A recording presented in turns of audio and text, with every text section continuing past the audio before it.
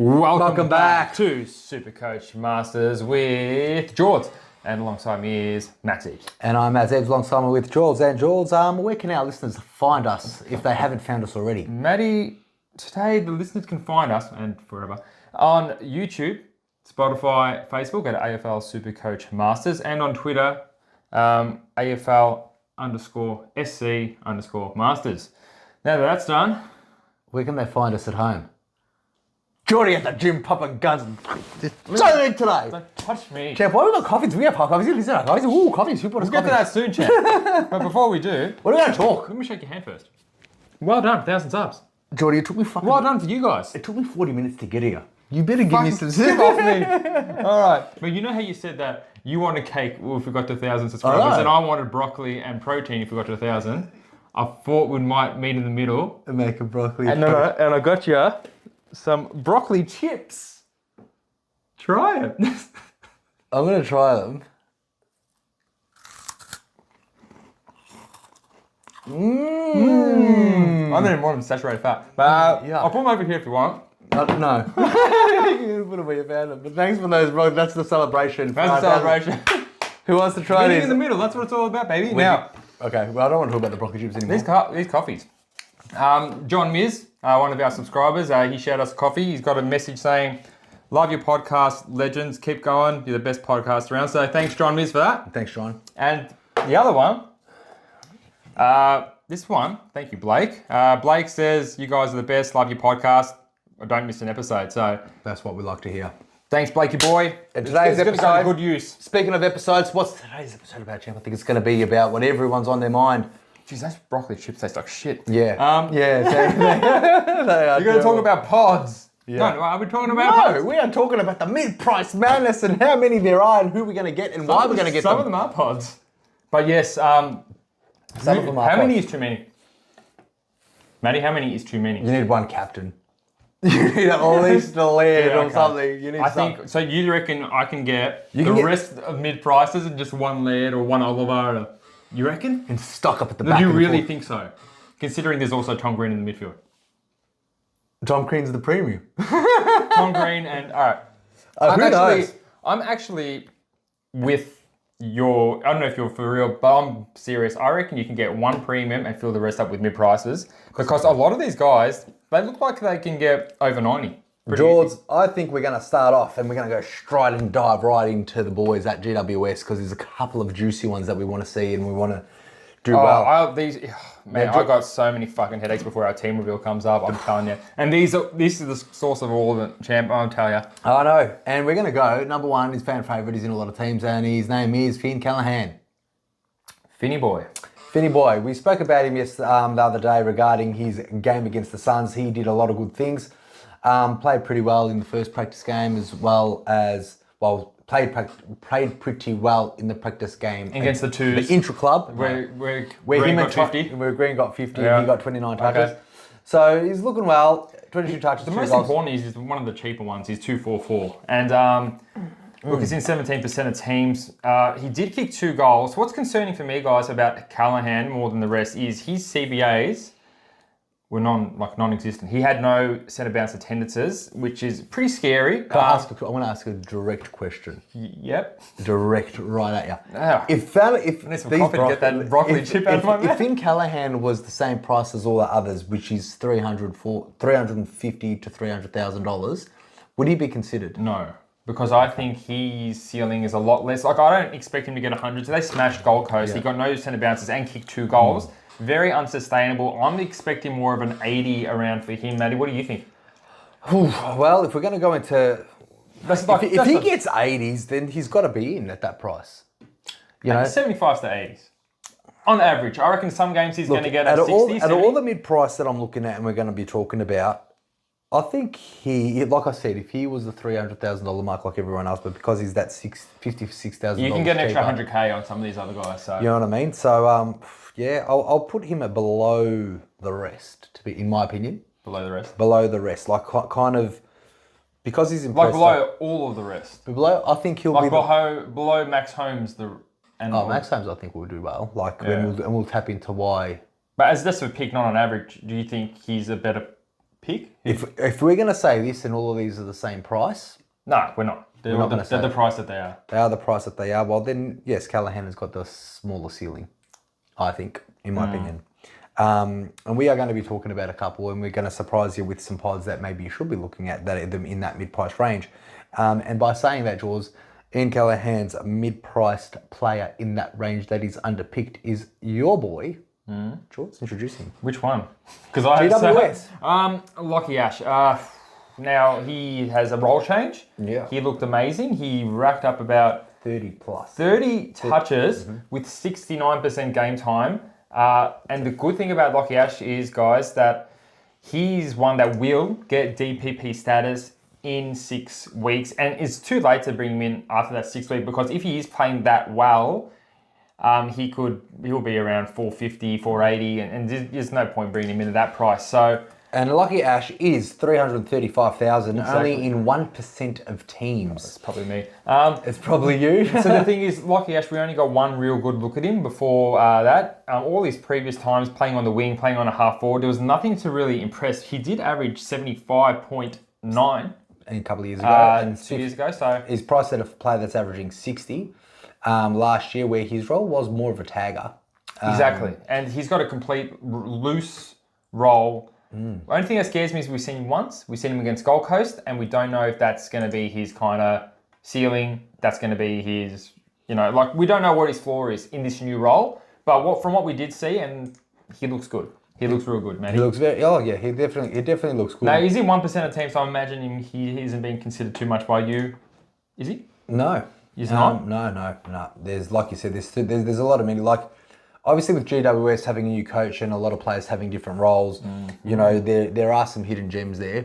Already we're talking about Finn Callaghan's, we're talking about Tom Green's in new teams. Isaac Cumming, he has been proven, but he seems to be a good point of difference. He has been in the back line.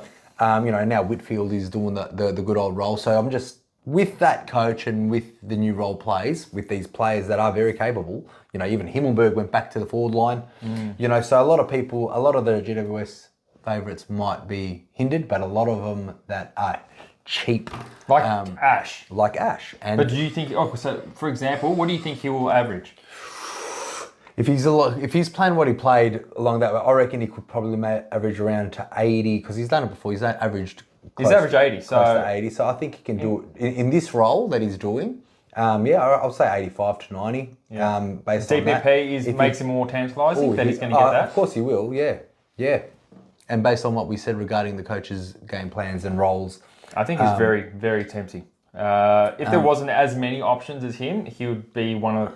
Yeah. He would be. My team, before me and Maddie's big team review, we're still playing around with a lot of these guys, and I think they're a key to a lot of doing well to Supercoach and finding. Well, because every other cookie cutters team, you get the pros that do the team releasing, and you're picking up on what they're doing, and then everyone's doing the same thing they're doing too. So when you're looking at someone's team reveals, whether it be all of our communities, a lot of people will be picking up, you're right. But then round one comes, all of you are going to be on that draw Lucky score. Ash. That draw score.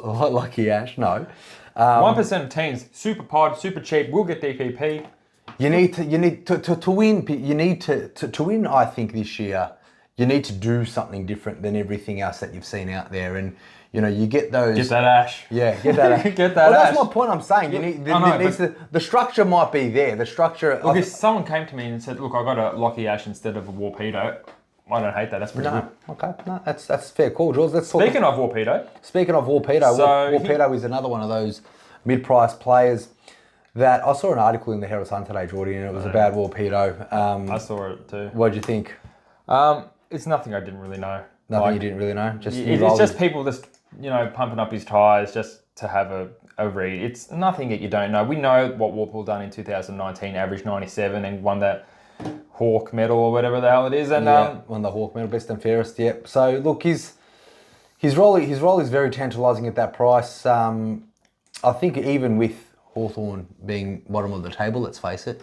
Sorry to all the Hawks. Well, if that plays as good as they did against Collingwood, maybe not. But I am expecting bottom of the table or thereabouts. Well, his stats, especially because they're not giving games to Josh Weedham. That's just fucking ridiculous. It is what it is, Jules. But no, with his contesteds and the way he got 17 contesteds by memory, 30 odd touches. Still, the ceiling can be a little bit higher than 101 with 17 contestants. But every day of the week, you'll be happy with anything over 90 from a Warple, especially because he's not at the 330 price that some of these other. He's at that also low 300 price. Low 300. So he, based on the price, he's clearly one of the guys that you should be. Yeah, you should be concerning. Let's talk about his percentage in teams, champ. So Warple.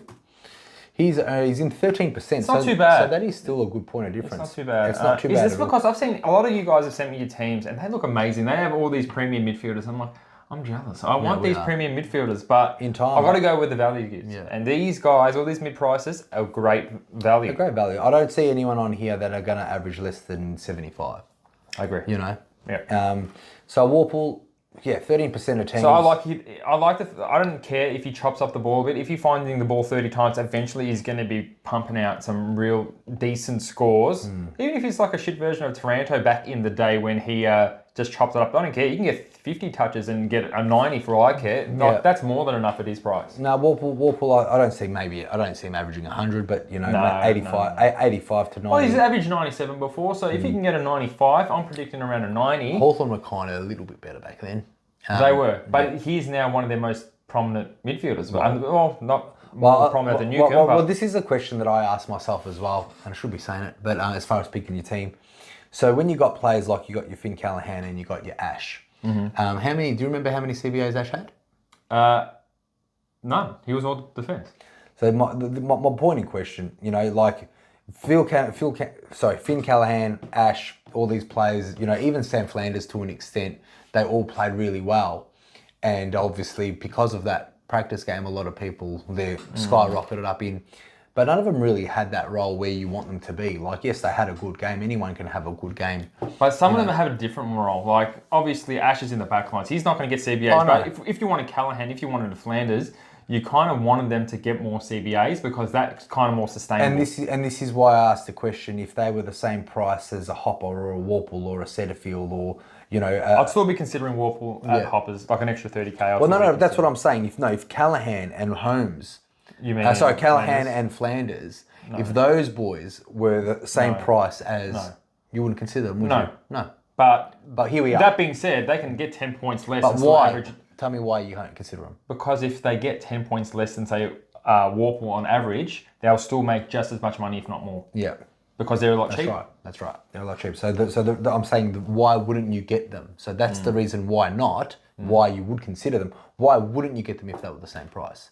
Because then obviously they don't have as good scoring potential. So we don't think, that's right. So because they're not in the CBAs is where I was getting at. Like they're not getting them. One not in the CBAs is Wanganeen Malira, and I really like Wanganeen Malira. He had the most kickouts for St Kilda. He had 7.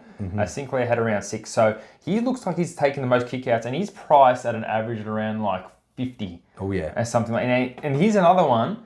He scored 107 fantasy points, but he scored like 91, was it? Supercoach or 90? Yeah, 91 Supercoach. He got 20 kicks, 3 handballs, 7 marks, 5 tackles. The most metres gained for St Kilda that 572. Game. Yeah, with only 69% gain. Sorry, 69% efficiency and 77% game time.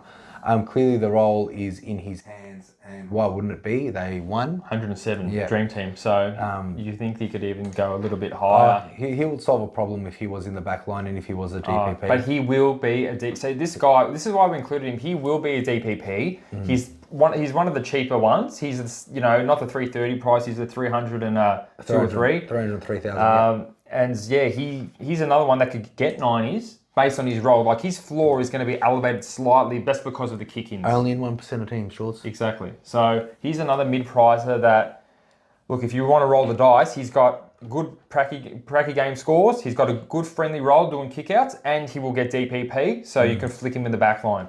And we all want to tell me about Malira for you, Matty. What are your thoughts on him? Oh, look, mate. Looking at that game, it was very hard to take anything away from that St Kilda game just due to that. The gusty, blustery wind. But no, look, Malira hasn't really had this role ever. So based on his previous, and he only had one game last year. He's only been in the system one year. This is his second year, and he's still got 17 games. So there's nothing wrong with his job security at all. Yeah. And clearly, even in the first year that he played, he still averaged 59. So that's what 52. So that's what he's averaged, and his break even is. And all these other times, he was always rotating on the wing, starting on the wing, starting on the wing, starting on the wing. Where wing is kind of Yeah, it's not very friendly. It's not Supercoach friendly at all. But being the anchor in the back and taking way more kickouts than, and we all know what kickouts can do for players. Absolutely. And St Kilda are not going to be on the top of the cusp level of kicking goals. It's going to be a lot of defensive. Well, they got what, Freo first round? Yeah. I like the. And Fife loves kicking it behind. So. Oh yeah, Fife does not know how. Wengamilleri, guys, I really also like him. DPP status in round 6, you can't be anywhere else because he'll be playing in defence and he'll be someone handy to flick in there when Gibney gets your 30s or 40s. Yes, definitely. I like that one. Now, Matty, I'm just going to quick comparison. Ash and Malira, same role. 45,000 different. I'll probably like Ash. You like Ash? Keep in mind, Ash is more expensive and doesn't have the kickouts as Malira. No, but I know that Ash can go on the ball. He's done that last year as a tagger as well. So if not the saying that he's going to be a tagging because obviously it's a different role.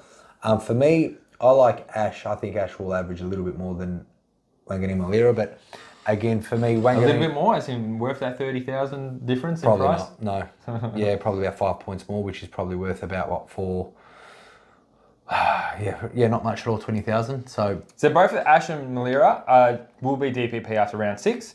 Ash has the history of averaging around 80 before. Malira is more of a new try talent, but at least he has kick out. So these are both 2 picks that are very low. They're 1% in teams, and they could have a high yield benefit. I really like both of them. And for some reason, they're not really liked by the coaches, but I think we're going to earn some gems for you guys. Well, this is my point. If we do a team reveal or, Ash or Malira, you know what I mean? Like if they're in our team, a lot of people are going to be looking at why they're in our team. Like we've obviously seen the same cookie cutter mid-price players with, Sheed, Setterfield, Warple. Don't get me wrong, they're very deeply considered for me as well. Jules, what about for you? Oh yeah, they're just. I'll tell you, guys, you saw my last team where you know how much I love a strong midfield. So if I'm going to get some of these assholes in the midfield, then I'm guarantee they're going to score. They better score pretty good. Now, without further delay, Matty, let's just get a line through that around that Hopper's name because let's just get. I think he should be. He's the number 1 lock out of all of them, and that's it. Are you sure he's the number 1? Yes. Are you? Yeah. Yeah. Okay. But I just wanted to double second check. guess. You said no. Hopper definitely number 1 out of the mid-price. Yes. He's he got a 90, 95. He didn't look too over-inspiring in that last game. But what was inspiring is that he got the most CBAs with 25. The next highest was 20 from both teams. So he actually looked real good. Look, if you want to get someone else instead of a Hopper because it doesn't fit your structure, go ahead. But I think you kind of need him. I mean, it's really no risk. There's literally 54% of teams that don't have him. I think it's a pretty low-risk move putting Hopper in your team. Like, I know there's someone that doesn't fit everyone's structure, but he's someone that's going to average, at the very minimum, I see him going 85 at the very minimum. Oh, yeah. Or I would say even 80, just to be safe. But yeah, no, he's definitely going to do the things that he does. Yep. Now, so I reckon Hopper will probably be the number 1. I'd be penciling in just because of how safe his role looks. Now let's talk about George. So let's just get him out of the way. Clear number 1 should be everyone on his team. 54%. I agree. Yep. Moving on. I want to talk about Setterfield, champ. I would also like to talk about Setterfield because he's actually not that many teams.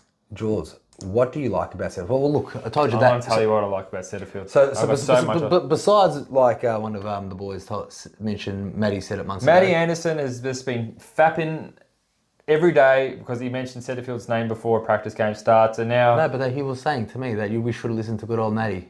But it doesn't matter if we did listen to you because, we've actually got some stats now, Matty. Yeah, that's also true. Well, I'm just saying the Essendon Mail is not fake, it's always real. So Setterfield has averaged 90 before. Oh, yeah. So we know that he's got potential. Now he's being played in the guts, Matty. I like it. Hopefully Caldwell's out for a couple of weeks just to really give you... Really just consolidate his spot in the midfield. Get that round 340 that we want so we can make all that money. Yeah. Champ, as soon as he goes up to 450, you'd think you'll get rid of him, wouldn't you? No. You would love him? No, because he's 350. I don't want him making 100K. I want him to be at 500K. And that's the only one reason I don't want to pick him. He's probably one of the most expensive ones by bar homes in this list. But from what I've seen in the practice games, he got a good amount of CBAs. Essendon have a really nice draw first 5 games, and he's not going to be tagged. It's going to be parish or merit. Oh yeah. And I think he's going to score pretty well. He scored pretty well against Saints. Yeah. On the weekend. Even his last couple of games from Carlton, he got 26 touches and 24 with a 98 and 87. If he can get 98s and 87 and string a couple of those games a long way, he's also very strongly considered. If you don't strongly considered, and I think from last time I checked, he was only in about 2% of teams. You're joking. Yeah, he's still in 2%. Told ya. Wow. Told ya. All right, okay. So, all right, have a broccoli chip. I can still taste that shit in my mouth, Jules. Why'd you make me eat this? It's a celebration. See, you're a life of the party. You're okay. Oh wow. We'll meet halfway and go broccoli chips. I want fucking cake. Jam, that's not halfway. Eat your fucking broccoli chips and shut the fuck up. Oh man. My dog won't even eat that. Anyway, your dog's a Rottweiler. Anyway, good old Gambit. Shout out to my dog Gambit. Hope you get better. He broke put a thorn in his foot. Anyway, it's all out now. All right, let's go back to the focus. Setterfield, I can't believe he's only in 2% of team. I know. How good for my team. For my team. Is he in your team? Oh, don't tell me. We'll wait for the team reviews. For no one. Because I'm telling you, now, I want to talk about Maxi Holmes. Max Holmes is the most expensive on the list, so that's one real thing I don't like about it, especially when you can go 60k cheaper and get that Wanganeen-Malera you always wanted. Maxi Holmes is in a good team, and he sure is, Jules. And he went off injured, so a lot of people saw his Supercoach score and got uninspired. He got 69. 71%. He came off injured a while. Like, it must have been... He still played 71% champ. That's more than a lot of people. But yeah, it's not too bad. If you think he gets another 5 or 6%, he bumps that up to a 75, 80. So, well, look, Max Holmes is always going to be in that mix. Geelong did he get thrashed though? They also did get thrashed, yes, which is very rare for Geelong. And Brad Scott does not like to keep his weapons on show. He wants to hide it all. Yeah. So, but no, look, Max Holmes has had a blistering last few games of last year, and clearly, we've spoken on him a few times. This is his third year. He had a couple of injury-affected games. Yeah, like he had 103 with 58% game time because he got that was in the finals. Yeah, that was in the finals. That isn't counted to. Yeah, the last 6 games, Matty, nothing under like 81, 82. 86, 101, 91, 100, 82, 103. Salwood out. Duncan injured. So those are got really good scores. 86, 101. And he did have a sub-effective game where he got a 14. So he has 103, 82, and 100. He's definitely valued and underpriced. And champ, how many percent of team? Oh, he would be in one. He is in 3, higher than other people. Wow, that Setterfield and Max Holmes are clearly looking the good. Now, out of everyone, Max Holmes, I'm just going to get off the fence and say he's my least favourite of the mid-prices. I think he's my least favourite player. A Supercoach pick. I don't care that you don't like his stinky dreadlocks. I think his stinky dreadlocks. But look, I don't know. Your least favourite? Okay, that's a fair call. I don't think he's my least favourite out of this list. Who's your least favourite? Before we talk about your least favourite, may as well talk about the last mid-pricer on the list, on Dominic Sheed. Now, Sheed didn't score well on the practice. I mean, he's got a 70-something, and you can, 70 is okay, I can get a rookie doing that, but I just checked the 2 practice games, the one that just happened and the one before where there was no stats except for CBAs. Dom Sheed both times had around 70, 71% the role's there. CBAs. So the role is definitely there. Probably not there when you get smashed by 60 points. Like, I like the fact, and this is just to our Supercoach members, I like the fact that a lot of people have jumped off Sheed. Adelaide dominated in the first half. Like, they did not even touch the football. Mm-hmm. So a lot of people did jump off these, Sheeds and Yos, why? I don't like. They're capable. They're great. They've got those two both had the most CBAs. It's good that they got smashed because they're going to be playing North Melbourne GWS. I don't see a smashing on the cards for West Coast by any stretch. And I think, look, Dom Sheed gets a 73 Supercoach from 75% just so game you know, time. that these boys were like at 20 at half time, and then when the game was already won, Yo and Sheed still got about 50 plus in the second half. It's really good. People have jumped in a practice game though. Like, if you want to be competitive from around, like, Adelaide clearly came to play real and they played hard the first half. If you watched that game, I did. But No, the boys came to the party way too late, and they still managed to score decent second half scores. I thought, with Sheet and Tom Cole's pretty cheap. Tom Cole is he how cheap? He's 180 in the back line. Oh, there you go. He scored 68, 77 dream team. Well, that's something we can talk about. That's just one to put in your notebook. Rotating in defence, big Tom Cole. Why was he injured? Let's not go into Tom Cole.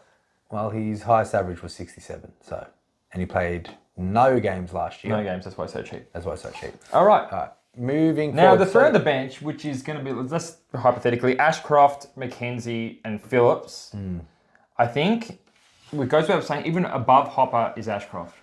Do you agree? Above Hopper is in terms Ashcroft. of need to pick them. Oh, yeah. Because Ashcroft can belt out 90s at his 200k price. Yeah, he's a lock, though. He's a lock, and he's the number one lock. Any Supercoach master community team out there without an Ashcroft will get abused. And I don't really like abusing you guys because you're like my family. 25% of... My mate's my family and I abuse him. He threatens me every day. We're trying to go one day without Geordie trying to violently threaten me, but even... Anyway, I love you, Jules. All right, I'll bring you broccoli chips and this is what I get. This is like, why you should have just dished me up like a steamy pile of shit on a plate. I did. Yeah. it's not even warm. They're not meant to be warm, they're chips. I would love to hear what everyone has to say about these broccoli chips, because this is the top of host Geordie's broccoli chips. Look at this. You can hear the shit crumbling. Yuck. They're just soft. They're going straight in the bin, guys. They're dog treats. Did you buy them just for me? Yeah. Fuck me. I want to check them out just for you as well. You're a piece of shit. All right, so Ashcroft, picky for someone who gets free food. That's our celebration for 1,000 subscribers, guys. Wait till you see 10,000. Give him shit. Broccoli cake. Broccoli cake. Anyway, back to Ashcroft. Ashcroft clearly 25%. Number one. Yeah. In the sun. A lot of people I've seen fading Will Phillips. I do not recommend that. Don't recommend at all, because I think at least he needs to be on your bench, because from what I saw was a fruit load of CBAs for Phillips. Oh, yeah. Both games, both practice games. Not many people have seen the CBAs for the first practice game. I have them all. And Phillips got a lot for both of them. Yeah. Whether he scored well is irrelevant, because he got smashed by dogs. Yeah, they might get smashed more than this year, but the role is there. Yeah. And we need him on our bench, guys. We need him on our bench, and every team should have a Phillips. Yeah, he did. He was in the top CBAs. Just really couldn't hit a target, really. So he had 17 touches. Yeah, everyone's seen the 48 Supercoach being turned off. Guys, don't be turned off by that, please. And it was 35% efficiency, so you can only go up. You can go to 30. 4 fingers. You can go to 30. Well, he's a number one pick for them, first round pick. Anyway, I like Will Phillips. He should be on the bench too. And who was the other one? Cam McKenzie. Cam McKenzie's more of an interesting one. I heard something today. Did you? There was that other article I saw.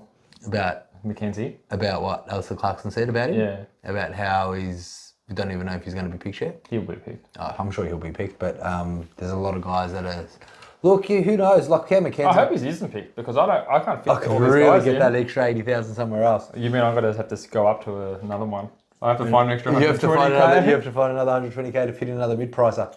But no, Cam McKenzie done really well against Collingwood. Didn't play his first practice game. He was a bit of a calf niggle, but he's okay now. Clearly, he got 24 touches. He kicked a couple of goals, or a goal, didn't he? I'm pretty sure he kicked 2 goals. Good old, what's his name? I don't think he's going to be playing many games like that. It's not like he got a truckload of possessions. 24 is not bad. That's why I said to him last time, I would have him on the bench. I wouldn't. 24 touches and a goal. So 24 touches and a goal. I know he got 99 Supercoach, but I'm not expecting many games like that, Matty. What do you expect? 65 plus, 70 average? I'm thinking around the 70 is a fair.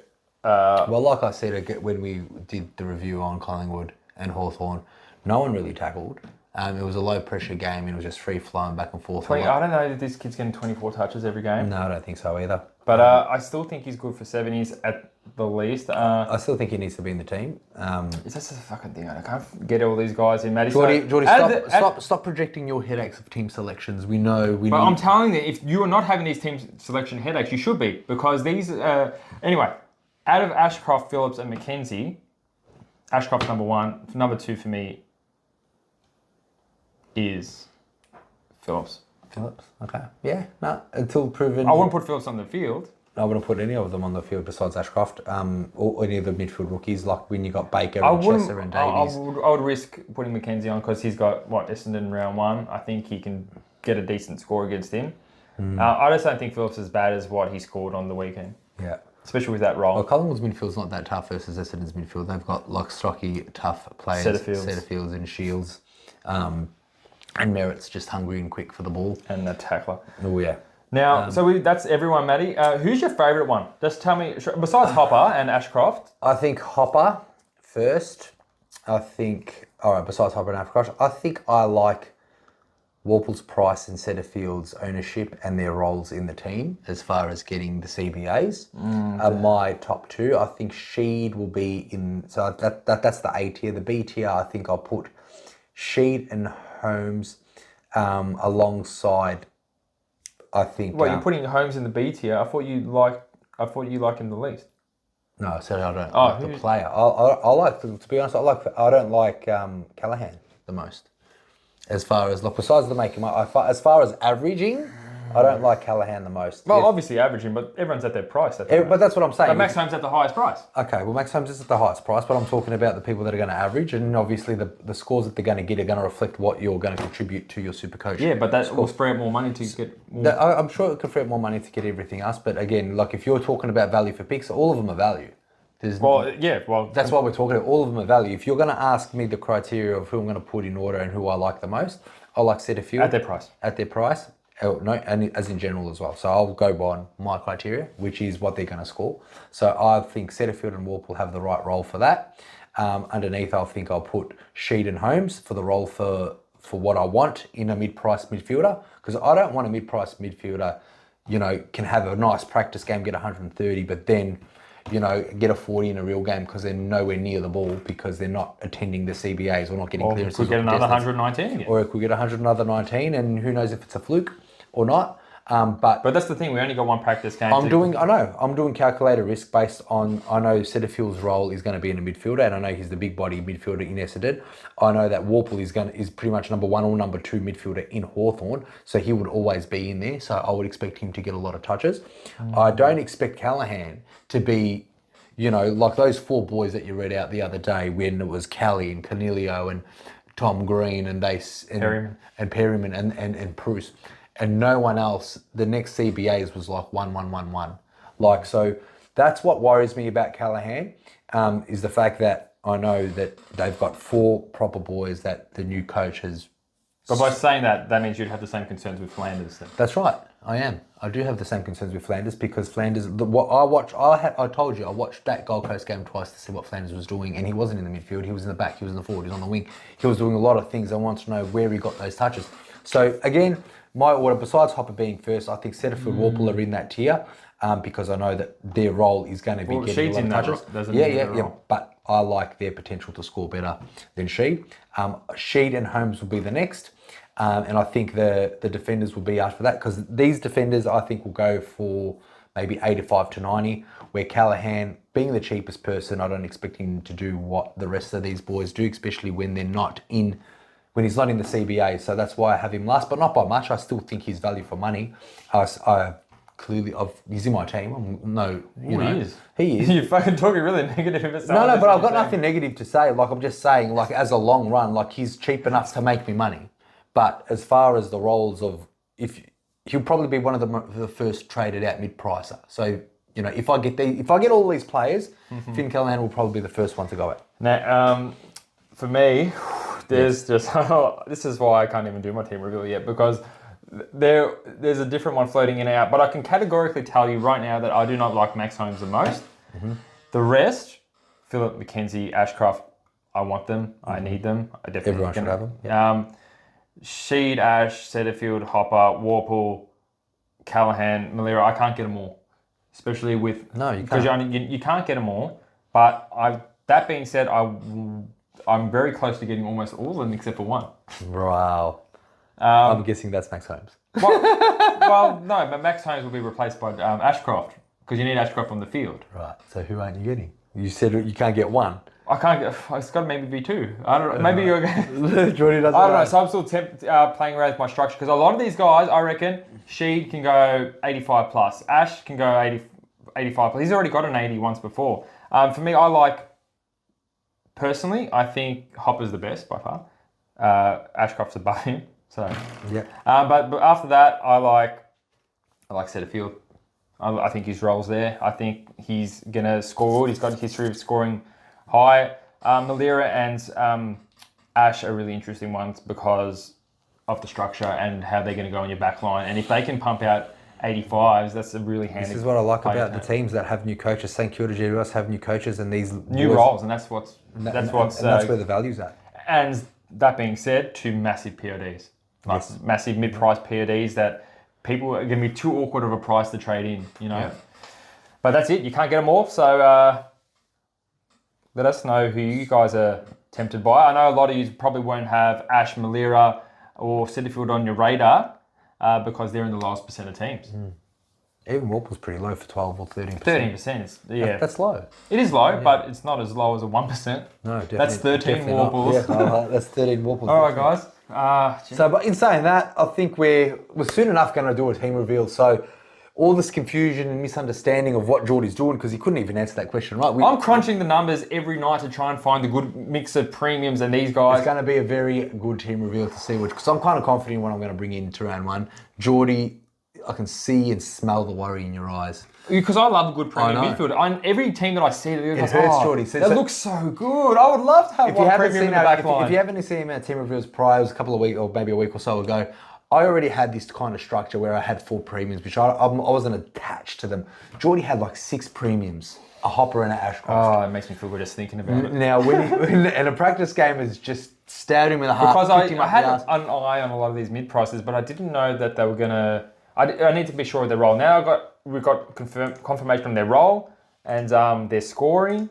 I think, we got more CBA data. Now we have to consider them more. Like if you're getting only 1 or 2 of them, which I know a lot of you guys are sending me your teams, then that's fine. But I think if I told you these guys are 300k, we're going to be averaging 90, you need to trade them in. Oh yeah.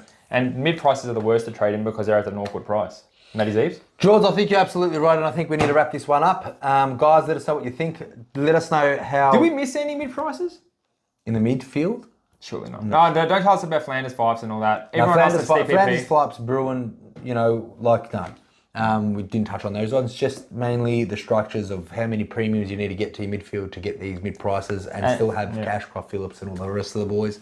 And I think 1 is the answer. 1 is the answer for how many premiums do you need in your midfield. Say you're in love with all these guys and you want them. I think 1, you have to have absolute minimum. You can't go down to 0. No, fair enough. Which means in that case, you'll need to have Mackenzie on the bench, which I don't mind.